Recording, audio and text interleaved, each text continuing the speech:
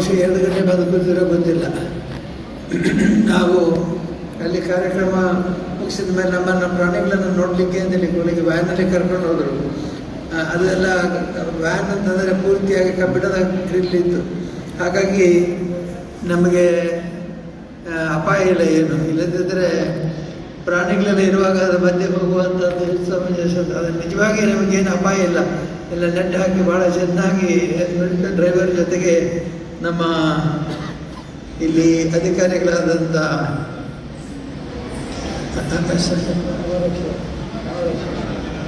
ಶ್ರೀ ಅಮರಕ್ಷಕರವರು ನಮ್ಮನ್ನು ಕರ್ಕೊಂಡು ಹೋಗಿದ್ದರು.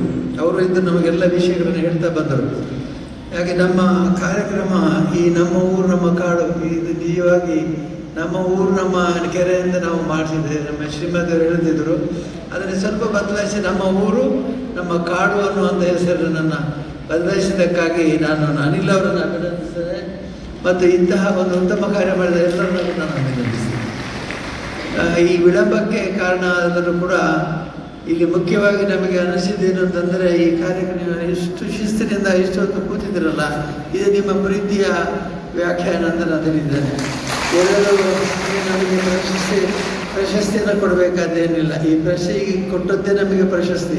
ಎಷ್ಟು ಸಮಾಧಾನವಾಗಿ ಕುಳಿತು ನಿಮಗೆ ಶುಭ ಹಾರೈಸಿದಾರಲ್ಲ, ಇದೇ ನೀವು ನಮಗೆ ಕೊಡ್ತಕ್ಕಂಥ ಅತಿ ದೊಡ್ಡ ಗೌರವ ಮತ್ತು ಪ್ರಶಸ್ತಿ ಅಂತ ನಾನು ತಿಳ್ಕೊಳ್ತೇನೆ. ಮುಖ್ಯವಾಗಿ ನಮ್ಮಲ್ಲಿ ಒಂದು ಮಾತಿದೆ, ಜೀವೋ ಅವ್ರ ಜೀಜದು, ಜೀವೋ ಅವ್ರ ಜೀನದು, ಬದುಕು ಮತ್ತು ಬದುಕುಗಳು ಅನ್ನೋದು ಮಾತು. ಬದುಕಬೇಕು, ಹೌದು, ಎಲ್ಲರೂ ನಾವು ಬದುಕಬೇಕು. ಮತ್ತು ಬದುಕುಗಳು ಇನ್ನೊಬ್ಬರನ್ನು ಕೂಡ ನಾವು ಬದುಕಲಿಕ್ಕೆ ಅವಕಾಶ ಮಾಡಿಕೊಡ್ಬೇಕು. ಈಗ ಈ ಪ್ರಾಣಿಗಳಿಗೆ ನಾವು ಅಲ್ಲಲ್ಲಿ ಕೆರೆಗಳನ್ನು ತೋಡಿಸಿ ನೀರು ಕಳಿಸಬೇಕಂತ ಯಾಕೆ ಮಾಡಿದ್ದೇವೆ ಅಂತಂದರೆ ನಾವೇ ಹಾಕೋ ಬದುಕ್ತೇವೆ, ಕ್ಷೇಮವಾಗಿ ಬದುಕ್ತೇವೆ. ಆದರೆ ಕಾಡು ಪ್ರಾಣಿಗಳಿಗೆ ನೀರಿನ ಕೊರತೆ ಆದರೆ ಯಾರು ಕೇಳ್ತಾರೆ. ಅದಕ್ಕಾಗಿ ನಾನು ಬಹಳ ನಮ್ಮ ಕಾರ್ಯಕರ್ತರು ಸೇರಿ ಆ ಕೆರೆಯನ್ನು ಹೊಡೆಯುವ ಕಾರ್ಯಕ್ರಮನ ಮುಂದುವರಿಸಿದರು. 900 ಕೆರೆಗಳನ್ನು ಮಾಡಿ 907 ಕೆರೆಗಳು ಈಗಾಗಲೇ ಮುಗಿಸಿದ್ದಾರೆ. ಇದನ್ನೆಲ್ಲ ಮಾಡಿದ ನಮ್ಮ ಕಾರ್ಯಕರ್ತರನ್ನು ಅಭಿನಂದಿಸ್ತಾರೆ. ಭಾಳ ಮುಖ್ಯವಾಗಿ ಒಂದು ಮಾತಿದೆ, ಈ ಕಾರ್ಯಕ್ರಮಗಳನ್ನು ಮಾಡುವಾಗ ಈ ಪ್ರಾಣಿಗಳಿಗಾಗಿ ನಾವು ಮಾಡುವಂಥದ್ದು ಅಂತೇಳಿ. ಪ್ರಾಣಿಗಳಿಗೆ ಅವರು ಹೇಳಿದರು ಅನಿಲರವರು, ಕಾಡು ಪ್ರಾಣಿಗಳಿಗೆ ಊರಿಗೆ ಬಂದು ಹಿಂಸೆ ಕೊಡ್ತಾರೆ ನಮಗೆ. ಒಂದು ಕಡೆಯಿಂದ ಪ್ರಾಣಿಗಳನ್ನ ಓಡಿಸಬೇಕು ಅಂತ ಗಲಾಟೆ, ಇನ್ನೊಂದು ಕಡೆಯಿಂದ ನೋಡೋಕ್ಕಾಗುತ್ತೆ. ಅವೇನಾದರೂ ನಮ್ಮ ಊರಿಗೆ ಬಂದು ನಮ್ಮ ಕೃಷಿ ಅದು ಮತ್ತಷ್ಟು ಗಲಾಟೆ. ಆದರೆ ಅದಕ್ಕೆ ನಾವು ಒಂದು ಹೊಸ ಯೋಜನೆ ಮಾಡಿದ್ದೇವೆ. ಕಾಡಿನಲ್ಲೇ ಗಿಡ ನೆಟ್ಟು ಕಾಡಿನಲ್ಲೇ ಫಲ ಇದ್ದರೆ ಅವ್ರು ಇಲ್ಲಿ ಯಾಕೆ ಬರ್ತಾರೆ? ಕೋತಿಗಳು ಜಾಸ್ತಿ, ಕೋತಿಗಳು ಚಿಗುರು ತಿಂತವೆ. ಚಿಗುರು ಮರನೇ ಇಲ್ಲಲ್ಲಿ, ಚಿಗುರಲ್ಲಿ ಇರಬೇಕು. ಅದಕ್ಕಾಗಿ ಚಿಗುರು ತಿನ್ನುವುದಕ್ಕಾಗಿ ಮರಗಳನ್ನು ಬೆಳೆಸಿದ್ರೆ ಅವರು ಹಲಸಿನಕಾಯಿ ಅದು ಮತ್ತಿತರ ಹಣ್ಣಿನ ಗಿಡಗಳನ್ನು ಕಾಡಿನಲ್ಲಿ ಹಾಕಿದರೆ ಕಾಡಿನಲ್ಲಿ ಅವರೇ ತಿಂದು ಅಲ್ಲೇ ಇರ್ತಾರೆ, ಊರಿಗೆ ಬರೋದಿಲ್ಲ. ಕಾರಣಕ್ಕಾಗಿ ಆ ರೀತಿಯ ಕಲ್ಪನೆಯನ್ನು ಮಾಡ್ಕೊಂಡು ಹೋಗಿದ್ದೇವೆ. ಈ ಒಂದು ದೃಷ್ಟಿಯಲ್ಲಿ ನಮ್ಮ ಎಲ್ಲ ಕಾರ್ಯಕರ್ತರು ಸಹಮತದಿಂದ ಕೆಲಸ ಮಾಡಿದ್ದಾರೆ, ಒಳ್ಳೆಯ ಕೆಲಸ ಮಾಡಿದ್ದಾರೆ. ನಮ್ಮ ಕಾರ್ಯಕರ್ತರು ಮಾಡಿದ ಕೆಲಸ ಅಂತಂದರೆ ಕಾಡನ್ನು ಉಳಿಸಬೇಕು, ಬೆಳೆಸಬೇಕು. ಅದರ ಜೊತೆಗೆ ಕಾಡಿನಲ್ಲಿ ಒಳ್ಳೆಯ ಹಣ್ಣು ಹಂಪಲುಗಳು ಸಿಗಬೇಕು. ಈಗ ನಮ್ಮ ಕೆರೆಯ ಸುತ್ತ ನಡೀಲಿಕ್ಕೆ ಇಲ್ಲೆಲ್ಲ ನಮ್ಮ ವನ್ಯಧಾಮದಲ್ಲಿ ಎಲ್ಲ ಬೇರೆ ಕಡೆ ನಾವು ಕಾಡಿನ ಗಿಡಗಳನ್ನು ನಟ್ಟು ಅದರ ಸುತ್ತ ರಕ್ಷಣೆ ಮಾಡಿ ನೀರು ಮತ್ತೆ ಜಾರಿ ಬರೋದ ಹಾಗೆ ಮಾಡಿದ್ದೇವೆ. ಮತ್ತು ಹೆಚ್ಚು ಗಿಡಗಳನ್ನು ಮಾಡಿದ್ದೇವೆ. ನಮ್ಮ ಉತ್ತರ ಕನ್ನಡದಲ್ಲೆಲ್ಲ ಹೋದ ನಾನು ಹೇಳ್ತೇನೆ, ದಯವಿಟ್ಟು ಈ ಗಿಡಗಳನ್ನು ನಟ್ಟೋದಕ್ಕೆ ಅಲ್ಲಿ ನಿಮ್ಮ ಎಮ್ಮೆಯನ್ನು ಕೊಂಡು ಕಟ್ಟಬೇಡಿ, ನೀವು ಹಸು ಕೊಂಡು ಕಟ್ಟಬೇಡಿ. ಇಲ್ಲದಿದ್ದರೆ ಏನು ಮಾಡ್ತಾರೆ, ವಯಸ್ಸಾದ ಮಹಿಳೆಯರು ನೇರ ಕರ್ಕೊಂಡು ಹೋಗಿ ಒಳ್ಳೆಯ ಗಿಡ ಇದೆ ಗಿಡಕ್ಕೆ ಇದನ್ನು ಕಟ್ಟಿಬಿಡ್ತಾರೆ, ಎಮ್ಮೆ ಅಥವಾ ಹಸುವನ್ನು ಕಟ್ಟಿಬಿಡ್ತಾರೆ. ಆ ಎಮ್ಮೆ ಹಸು ಚೆನ್ನಾಗಿ ಆಗಿ ಎಲೆ ತಿಂದು ಗಿಡ ತಿಂದು ಬಂದುಬಿಡ್ತದೆ. ನಾವು ನಟ್ಟದೆಲ್ಲ ನಷ್ಟ ಆಗಿದೆ. ಅದಕ್ಕಾಗಿ ಹೇಳ್ತಾರೆ ಎಲ್ಲರಿಗೂ ಎಚ್ಚರಿಕೆಯಿಂದಿರಿ. ನಾನು ಅದಕ್ಕಾಗಿ ಹೆಚ್ಚಾಗಿ ಮಕ್ಕಳನ್ನು ನೀವು ನಡಿಯಿಂದ ಹೇಳ್ತಾನೆ. ಯಾಕೆ ಮಕ್ಕಳು ಗಿಡ ನಟ್ಟರೆ ಅಜ್ಜಿಗೆ ಹೇಳ್ತಾರೆ, ಅಜ್ಜಿ ಈ ಗಿಡ ನಡೋದ್ರಿಂದ ಎಮ್ಮೆ ಕಟ್ಟಬೇಡಿ, ಅದಕ್ಕೆ ಹಸು ಕಟ್ಟಬೇಡಿ ಹೇಳ್ತಾರೆ ಅಂತೇಳಿ. ಹೀಗೆ ಅವರು ಮಾಡುವಂಥ ಎಲ್ಲ ನಾವು ಹೇಳುವಂಥದ್ದು ಜೀವನದ ನಾವು ಬದುಕಬೇಕು ಮತ್ತು ಇತರ ಪ್ರಾಣಿಗಳು ಬದುಕಬೇಕು, ಇತರ ಪಕ್ಷಿಗಳು ಬದುಕಬೇಕು. ಎಲ್ಲ ನಮ್ಮ ಪ್ರಕೃತಿಯಲ್ಲಿ ಎಲ್ಲರದೇ ಪಾಲು ಇದೆ ಅಂತ ನಾವು ತಿಳ್ಕೊಳ್ಬೇಕು. ಎಲ್ಲ ಪ್ರಾಣಿ ಪಕ್ಷಿಗಳಿಗೂ ಕೂಡ ಒಳ್ಳೆಯ ಜೀವನಕ್ಕೆ ನಾವು ಅವಕಾಶ ಮಾಡಿಕೊಡಬೇಕು. ಇದು ನಮ್ಮ ಕರ್ತವ್ಯ. ಕೆಲವರು ಸಾಲ ತೆಗೆದಿದ್ದೀರಿ, ಮತ್ತು ಸಲ ತೆಗಿತೇವೆ. ಒಂದು ಸಲ ಸಾಲ ತೆಗೆದು ಅದರ ಉದ್ದೇಶ ಪೂರೈಸಿದ ತಕ್ಷಣ ಮತ್ತೆ ತೆಗೆದು ಅದು ನಿಮ್ಮ ಸಬಲೀಕರಣ, ಮಹಿಳಾ ಸಬಲೀಕರಣದಲ್ಲಿ ನಮ್ಮ ಯೋಜನೆ ದೊಡ್ಡ ಕೆಲಸ ಅಂತಂದರೆ ನಿಮಗೆ ಶಕ್ತಿಯನ್ನು ಕೊಟ್ಟದ್ದು. ನೀವು ಗಂಡನನ್ನು ಪುರುಷರನ್ನು ಕೇಳಬೇಕಾದಿಲ್ಲ, ಗಂಡನನ್ನು ಕೇಳಬೇಕಾದಿಲ್ಲ, ಮಗನನ್ನು ಕೇಳಬೇಕಾದಿಲ್ಲ, ಏನೋ ನನಗೆ ಇಷ್ಟು ಇದಕ್ಕೆ ಬೇಕು ಅಂತೇಳಿ ಏನಾದರೂ ಕೇಳಿ ನಿಮ್ಗೆ ಯಾಕಮ್ಮ ದುಡ್ಡು, ನಾವು ವ್ಯವಹಾರ, ನೀವು ಬರೀ ಅಡುಗೆ ಮಾಡಿ ಹಾಕುವ ಸಾಕು, ನಾವೆಲ್ಲ ವ್ಯವಹಾರ ಮಾಡ್ತೀವಿ ಅಂತಾರೆ. ಅದರ ಅವರಿಗೆ ವ್ಯವಹಾರ, ನಿಮ್ಮ ಹೆಣ್ಮಕ್ಳಿಗೆ ವ್ಯವಹಾರ ಮಾಡಿದರೆ ಎಲ್ಲ ಸರಿಯಾಗಿ ಆಗುತ್ತೆ ಅಂತೇಳಿ ಎಲ್ಲ ಹೆಣ್ಮಕ್ಳಿಗೆ ಸಬಲೀಕರಣ ಮಾಡಿದ್ವಿ. ನೀವೆಲ್ಲ ಸಾಲ ತೆಗೆದು ಬೇರೆ ಬೇರೆ ಉದ್ಯೋಗವನ್ನು ಮಾಡಿದ್ದೀವಿ. ಈಗ ಬೀದರಿಗೆ ನಾವು 5 ಕೋಟಿ ರೂಪಾಯಿಯನ್ನು ನಮ್ಮ ಸಂಸದ ನಿಧಿಯನ್ನು ಬಂದಂಥ ಹಣವನ್ನು ಬೀದರ್ ಜಿಲ್ಲೆಗೆ ಕೊಟ್ಟೆ. ಅಲ್ಲಿ 10,000 ಲೀಟರ್ ದಿವಸಕ್ಕೆ 50,000 ಲೀಟರ್ ದಿವಸಕ್ಕೆ ಹಾಲು ಉತ್ಪಾದನೆ ಆಗಿದೆ. ಹೀಗೆ ಹಾಲು ಉತ್ಪಾದನೆ ಮತ್ತು ಪ್ರಜೆಗಳಿಗಾಗಿ ಬಹಳ ವಿಶೇಷವಾಗಿ ನಾವು ಸಹಾಯಧನವನ್ನು ಅಲ್ಲಿ ಕೊಟ್ಟೆ. ಅದರಿಂದ ಬಹಳ ನಮ್ಮ ಶ್ರೀಮತಿ ಹೇಮಾವತಿ ಅವರಿಗೆ ಸದಾ ನಿರ್ದೇಶಿಸಿದ್ದಾರೆ ಏನು ಮಾಡ್ಬೋದು ಅಂತ. ಶೌರ್ಯ ಅಂತ ದನ ಕಟ್ಟಿದರು. ಅದರ ಜೊತೆಗೆ ಪುರುಷರು ಶೌರ್ಯದಲ್ಲಿ ಕೆಲಸ ಮಾಡ್ತಾರೆ, ಮಹಿಳೆಯರಿಗೆ ಕೆಲಸ ಮಾಡ್ತಾರೆ. ಏನಾದರೂ ಜೊತೆಗೆ ಬೇರೆ ಮನೆ ಕಟ್ಟೋದು, ವೃದ್ಧರಿಗೆ, ಅನಾಥರಿಗೆ ಮನೆ ನಿರಂತರ ಪತ್ರಿಕೆಯನ್ನು ಓದಿರಬೇಕು. ಅದೇ ಬಹಳ ಜನಕ್ಕೆ ಮನೆ ಕಟ್ಟಿಕೊಟ್ಟಿದ್ದಾರೆ. ಅಂದರೆ ಬಹಳ ನಿಶಕ್ತಿ ಇರೋದು, ದುರ್ಬಲರಿದ್ದವರಿಗೆ ಮನೆ ಕಟ್ಟಿ ಮನೆಯನ್ನು ಕೊಡುವಂಥದ್ದು. ಈ ವಾತ್ಸಲ್ಯ ಕಾರ್ಯಕ್ರಮದ ಅಡಿಯಲ್ಲಿ ಅನೇಕ ಕಾರ್ಯಕ್ರಮಗಳನ್ನು ಮಾಡ್ತಾರೆ. ಮತ್ತು ನಾವು ಅನಾಥ ಮಹಿಳೆಯರಿಗೆ ಸಹಾಯ ಮಾಡ್ತೇವೆ ಮತ್ತು ಇದರ ಕಾರ್ಯಕ್ರಮಗಳನ್ನು ರೂಪಿಸ್ತೇವೆ. ಇದಕ್ಕೆ ಉದ್ದೇಶ ಇರ್ತಕ್ಕಂಥದ್ದು ಅವರ ಸಬಲೀಕರಣ ಮತ್ತು ಅವರು ಶಕ್ತಿವಂತರಾಗಿ ಅವರೇ ಮನೆಯನ್ನು ನಿರ್ವಹಿಸುವಂಥ ಕೆಲಸ ಮಾಡಬೇಕು ಅಂತ. ಈ ಎಲ್ಲ ಕಾರಣದಿಂದಾಗಿ ಈ ಯೋಜನೆಯನ್ನು ಅತ್ಯಂತ ಯಶಸ್ವಿಯಾಗಿ ನಿರ್ವಹಿಸುವಂಥ ಎಲ್ಲ ಸದಸ್ಯರಿಗೆ ನಾನು ಅಭಿನಂದನೆ ಸಲ್ಲಿಸ್ತೇನೆ. ಎಷ್ಟೋ ಜನ ನಮ್ಮ ಸೇವಾ ಪ್ರತಿನಿಧಿಗಳನ್ನು ಕೇಳ್ತೇನೆ, ಏನಾದರೂ ನಿಮ್ಮ ಸಮಸ್ಯೆ ಇದೆ. ನಾನು ನಿನ್ನೆ ವರದಿಯನ್ನು ಇಲ್ಲಿ ತೆಗೆದುಕೊಂಡು ಬಂತೇನೆ. ವರದಿ ತಗೊಂಡು ಬರುವಾಗ ಶಿವಮೊಗ್ಗ ಜಿಲ್ಲೆಯಲ್ಲಿ ನಮ್ಮ ಮರುಪಾವತಿ ಭಾಳ ಚೆನ್ನಾಗಿದೆ.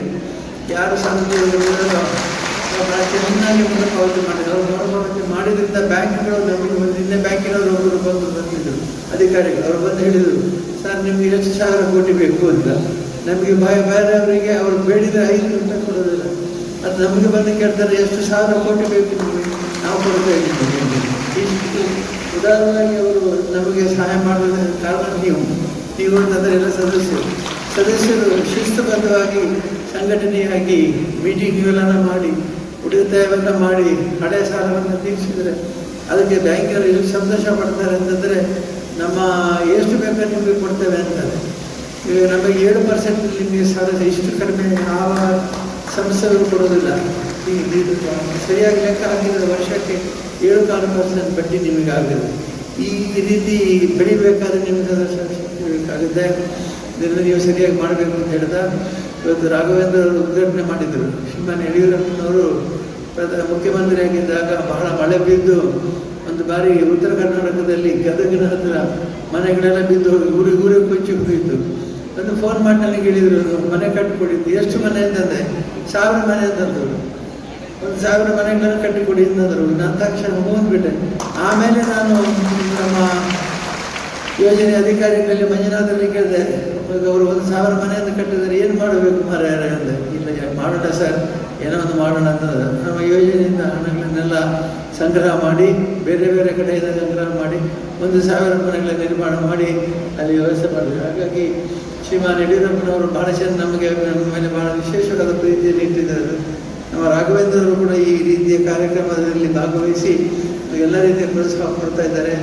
ಅವರಿಗೆ ನಾನು ಅಭಿನಂದನೆ ಮತ್ತು ಇಲ್ಲಿ ಶಾಸಕರು ಬೆಳ್ಳೂರು ಶೇಡೂರು ನಮ್ಮ ಗೋಪಾಲಕೃಷ್ಣ ಅವರು ಈಗಾಗಲೇ ಮಾತಾಡಿದ್ದಾರೆ.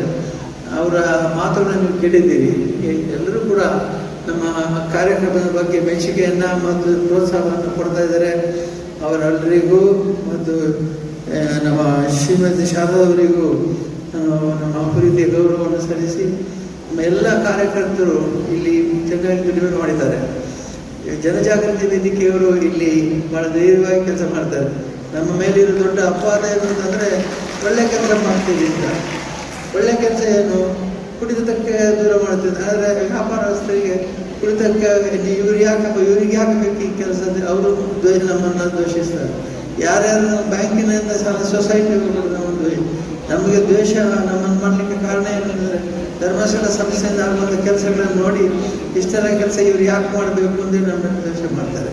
ಹಾಗೆ ನೀವು ಯಾರು ಕೂಡ ಈ ವಿಷಯದ ಬಗ್ಗೆ ಗಮನ ಸರಿಯಾಗಿ ಸಂಘದ ವ್ಯವಹಾರಗಳನ್ನು ಮಾಡಿ ನಮ್ಮ ಕಾರ್ಯಕರ್ತರಿಗೆ ಬೆಂಬಲವನ್ನು ಸೂಚಿಸಿ ಕಾರ್ಯಕರ್ತರಿಗೆ ಬೇಕಾದಂಥ ಬೆಂಬಲವನ್ನು ಕೊಡಿ.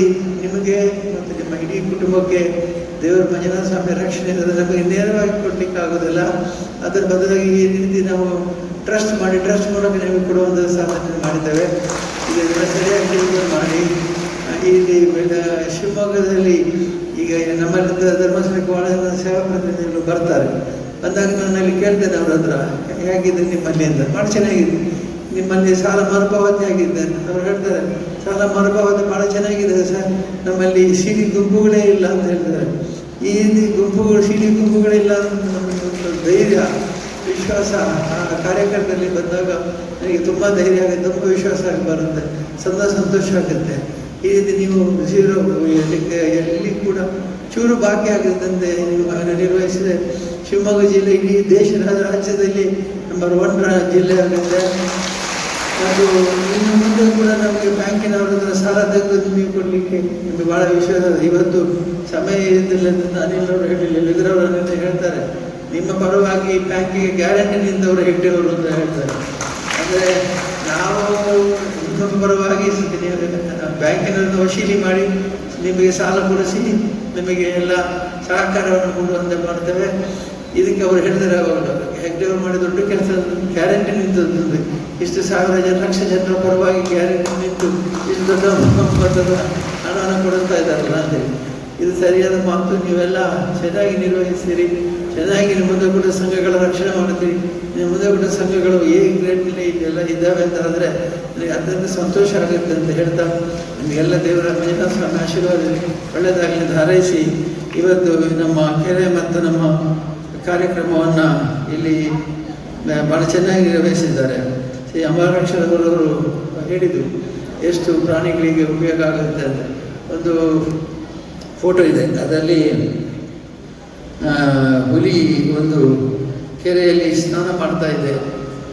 ನನಗೆ ಎಷ್ಟು ಸಂತೋಷ ಆಯಿತು ಅಂದರೆ ಈ ಹುಲಿಗಳಿಗೆಲ್ಲ ನಾವು ಅಂಜಿದ್ದೇವೆ. ಮೊನ್ನೆ ಯಾರ ಪಾಪ 3 ಹುಲಿಗಳನ್ನು ಕೊಂದಿದ್ದಾರೆ. ಸತ್ತ ಅವರು ಬಿಟ್ಟಂತ ಅದು ಹಿಂದೆ ಮಾಡ್ತಾ ಇದ್ದರೆ ದೊಡ್ಡವರು ಬೇಟೆಗಾಗಿ ಮಜಾ ಮಾಡ್ತಾರೆ. ಯಾರಾದರೂ ವಿದೇಶಿಯರು ಬಂದರೆ ಮಹಾರಾಜರು ಅವರ ಜೊತೆ ಕರ್ಕೊಂಡು ಹೋಗಿ ಬೇಟೆ ಮಾಡಿ ಸಂತೋಷ ಪಡ್ತಿದ್ರು. ಬಡವರು ಏನು ಮಾಡ್ತಿದ್ರು, ಬಡವರಿಗೆ ರಕ್ಷಣೆಗಾಗಿ ಆ ಹುಲಿಯಲ್ಲಿ ಅದ್ರ ಬಂದು ನಮ್ಮ ಮನೆ ಹಸುತ್ತಿದ್ದರೆ ಅದಕ್ಕೆ ಆ ಹಸುವಿನ ಹೆಣಕ್ಕೆ ಒಂದಿಷ್ಟು ವಿಷ ಹಾಕಿದ್ದು. ಆದರೆ ಆ ರೀತಿ ಮಾಡಬಾರ್ದು, ಇನ್ನು ಮಾಡೋ ಅಗತ್ಯ ಇಲ್ಲ. ಸರ್ಕಾರ ಎಲ್ಲದಕ್ಕೆ ಬೇಕಾದ ವ್ಯವಸ್ಥೆ ಮಾಡುವಂಥ ತಪ್ಪದು. ಖಂಡಿತ ಯಾರು ಕೂಡ ಪ್ರಾಣಿ ಹಿಂಸೆ ಮಾಡಬಾರ್ದು. ಅಂದರೆ ಪ್ರಾಣಿಗಳು ನಮಗಿಂತ ಬದುಕಲಿಕ್ಕೆ ಎಲ್ಲ ಅಧಿಕಾರ ಇದೆ, ಅವಕಾಶ ಇದೆ. ಅವರಿಗೂ ಕೂಡ ಅವಕಾಶ ಕೊಡೋಣ, ಅವರಿಗೂ ಕೂಡ ಅಧಿಕಾರ ಕೊಡೋಣ ಅಂತ ಹೇಳಿದ ಎಲ್ಲರಿಗೂ ಶ್ರೀ ಮಂಜುನಾಥ ಸ್ವಾಮಿ ಅನುಗ್ರಹ ಇರಲಿ. ಮತ್ತು ಎಲ್ಲರೂ ಕೂಡ ಭಾಳ ಧೈರ್ಯವಾಗಿ ನಮ್ಮ ಸಂಸ್ಥೆ ನಡೆಸ್ಕೊಂಡು ಹೋಗಿ ಅಂತೇಳಿ ಪ್ರಾರ್ಥಿಸ್ತಾ ನಮ್ಮೆಲ್ಲ ಹಂತಕ್ಕೆ ಧನ್ಯವಾದವನ್ನು ಹೇಳ್ತಾ ಪರಮ ಪೂಜ್ಯರು ಈಗಾಗಲೇ ಎಲ್ಲರಿಗೂ ಆಶೀರ್ವಚನವನ್ನು ಮಾಡಿದ್ದಾರೆ. ಭಕ್ತಿಪೂರ್ವಕ ಪ್ರಣಾಮಗಳು. ನಮ್ಮ ಜನಜಾಗೃತಿ ವೇದಿಕೆಯವರು ಎಲ್ಲರೂ ಕೂಡ ಗೌರವಾರ್ಪಣೆ ಜಾಗೃತಿ ವೇದಿಕೆಯ ಪದಾಧಿಕಾರಿಗಳು ಸದಸ್ಯರು ಪೂಜ್ಯರನ್ನು ಗೌರವಿಸ್ತಾ ಇದ್ದಾರೆ. ಇನ್ನೊಮ್ಮೆ ಗಟ್ಟಿಯಾದ ಚಪ್ಪಾಳೆಯೊಂದಿಗೆ ಈ ಗೌರವಕ್ಕೆ ಎಲ್ಲರೂ ಸಾಕ್ಷಿಯಾಗಬೇಕು.